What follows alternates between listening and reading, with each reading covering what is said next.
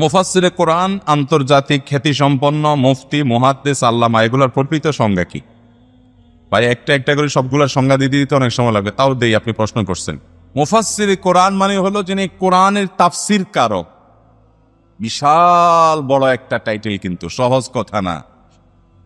কোরআনের অনুবাদটা কোন রকম করতে অবস্থা খারাপ হয়ে যায়, সেখানে তাফসির করার জন্য এলেমের মহাসমুদ্র হওয়া লাগে। আমাদের দেশে ওয়াজ মাহফিলে আলোচনা যেই করুক, এই চেয়ারে বসলে, মাইকের সামনে বসলেই তার নাম কি? মুফাসসিরে কোরআন। ভাই মুফাসসিরে কোরআন প্রকৃত অর্থে যাদেরকে বলা হয়, ওইটা বলার মতো মানুষ বাংলাদেশে ওয়াজ মাহফিলের ময়দানে কে আছেন, কয়জন আছেন আমার জানা নেই। কিন্তু আমরা বলি মুফাসসিরে কোরআন। ভাই আমরা ওয়াইজ বলতে পারি, নসিহতকারী মানুষকে এটা বলতে পারি। মুফাসসিরে কোরআন মানে কোরআনের তাফসির কারক। এই তাফসির কারকের কয় খণ্ডের, কয় ভলিউমের কোরআনের তাফসির লেখার তৌফিক হয়েছে? যে মুফাসসির কি দিয়া হয়েছে? এই ওয়াজ করে আয়াত একটা সামনে রেখে 1 ঘন্টা 2 ঘন্টা কথা বললে তাকে আসলে মুফাসসিরে কোরআন বলা যায়? এটা আমাদের দেশি একটা সংজ্ঞা বলতে পারেন, যে মুফাসসিরে কোরআন বলতে উলামায়ে কেরামের যে পরিভাষা, সেখানে যেটা বোঝানো হয় ওইটা অনেক ভারী পদবী। ওই পদবীর ওজন বহন করার মতো বক্তা, আলোচক এই দেশে কে আছে আমার জানা নাই। তবে আমাদের দেশীয়, আমাদের আঞ্চলিক একটা পরিভাষা বলতে পারেন যে মুফাসসিরে কোরআন মানে হলো, এখন আরেকটা নতুন সংজ্ঞা দিচ্ছি, মুফাসসিরে কোরআন মানে হলো ওয়াজ মাহফিলের বক্তা। মুফাসসিরে কোরআন মানে কি? ওয়াজ মাহফিলের বক্তা, বাস। এটা হলো আমাদের দেশীয় সংজ্ঞা। আর আগেরটা যেটা দিলাম এটা হলো কিতাবী সংজ্ঞা। বুঝতে পারছেন? আন্তর্জাতিক খ্যাতি সম্পন্ন, ওরে বাবা, আন্তর্জাতিক খ্যাতি সম্পন্ন বক্তা দেশে কে আছে আমি তো জানি না। আন্তর্জাতিক খ্যাতি সম্পন্ন মানে হলো বাংলাদেশের আনাচে কানাচে সব মানুষ যেরকম তাকে চিনে, বাংলাদেশ ছাড়া আরো বিভিন্ন দেশেও বহু মানুষ তারে, তবে কলকাতার বাংলাদেশিরা অনেক হুজুরই চিনে। বাংলাদেশি প্রবাসী ভাইরা চীনে বিভিন্ন দেশে আছে, এটা তারা ওই দেশই হলো না। তবে এক অর্থে বলা যায়, কারণ আমাদের প্রবাসী ভাইরা যারা বিভিন্ন দেশের সিটিজেনশিপ পেয়ে গেছেন, তারা ওই দেশই হয়ে গেছেন। সেই হিসাবে অবশ্য আন্তর্জাতিক অনেকেই আছেন, অর্থাৎ তারাও চিনে, তারাও জানে, তাও আবার খ্যাতি সম্পন্ন, মানে বিভিন্ন দেশে তার খ্যাতি আছে।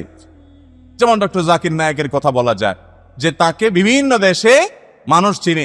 বাংলাদেশে হলো আমাদের মধ্যে হাতে গোনা 2-4 জন এরকম হয়তো পাবেন, যে তাদেরকে দেশের বাইরে অনেকে চিনে। এর বাইরে গণহারে যাকে তাকে আমরা আজকাল, মানে মাহফিলের পোস্টারে যেই পরিমাণ শব্দের অপচয় হয়, এই মাহফিল থেকে মানুষ ভালো কিছু শিখবে। এখানে যদি 2 নম্বরই হয়, এখানে যদি পাম্পট্টি দেওয়া দেই হয়, তাহলে মানুষ শিখবে এটা কি? গতকালকে মাহফিল, আমার নামের আগে একজন আল্লামা লাগাইছে, আমার কান টান সব গরম হয়ে গেছে। সাথে কিসের ওয়াজ টোয়াজ করবো?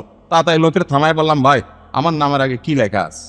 আমার মাহফিলের যে ফরম আছে, আমার মাহফিলের জন্য আবেদন করতে হলে ফরমে 12টা শর্ত দেওয়া আছে। এর ভিতরে একটা শর্ত হলো আমার নামের আগে, আমার নামের পরে কি থাকবে এটা আমার থেকে, আমার অফিস থেকে নিশ্চিত করতে হবে।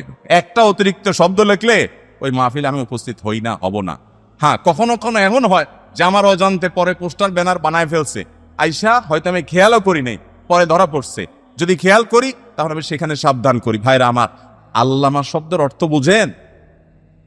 শত শত আলেমের এলেম যার পেটের ভিতরে, এর বলে আল্লামা। যার মাথায় শত শত আলেমের এলেম থাকে তাকে আল্লামা বলে, মহা বড় জ্ঞানী আলেম।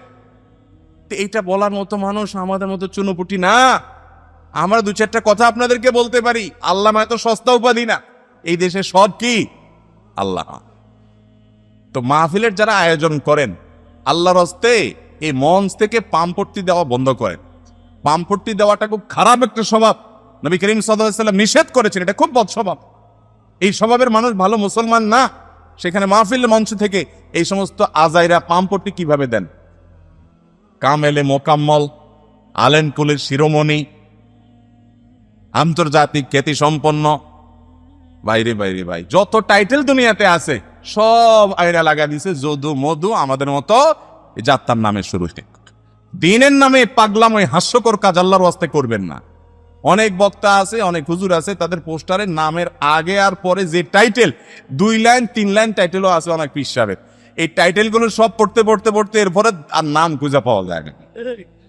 অনেক পীর সাহেব আছে এদের নামের আগে যে টাইটেল আছে, ওরে বাপ রে বাপ, আপনি দেখেন তো আমাদের নবী করিম সাল্লাল্লাহু আলাইহি সাল্লামের নাম নেওয়ার সময় সাহাবীরা এরকম বলতেন, এরকম কোনো কিছু বলতেন না। মাহফিলে যারা পয়সা দেয় এদেরকেও আপনারা পাম্পট্টি দেন, যারা ওয়াজ করে এদেরকেও পাম্পট্টি দেন, যারা প্রধান অতিথি হয় রাজনৈতিক নেতা হয় তাদেরকেও পাম্পট্টি দেন। এই আয়োজকদের ঠিকানা কোথায় হবে আখেরাতে আমি এই চিন্তা করি।